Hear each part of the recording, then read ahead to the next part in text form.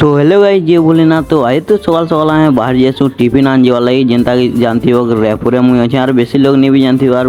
अधा लोग जानी भी थी बोलो नु और मोर सांग मन एका जानती भी केनी जानो तापर तो हमें स्कूटी स्टार्ट करसु पहला तापर स्कूटी स्टार्ट नहीं हो बोले बाइक टी धरसु सीधा बाहर जासु सीधा टेलर दुकान क्या कर जीजु बोले पैंट गुटे एंगल काटवार थे कि हेतिर लगी तापर तो हमें जेनते कर पहुंची जासु पैंट एंगल काटवा लगी तापर एंगल काटार संगे इठाने काटी कुटा कर सारला परे तापर पले आसुँ घर के और देखसुँ जे फिटफाट बेसी और इठान भिउ टी तुम म्यूजिक संगे चेक करो।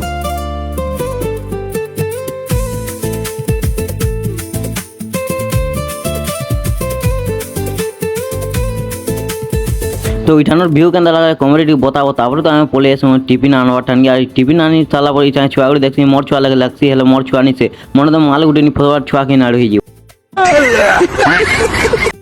तापर तो पले आसो आम दुकान के टिफिन धरी करी और ये वीडियो तो भर नहीं लगते भाई जहाँ लगुच और भर नहीं लगला क्या करो लाइक फॉलो कर दी और गुटे ब्लॉग फैन के भेटा।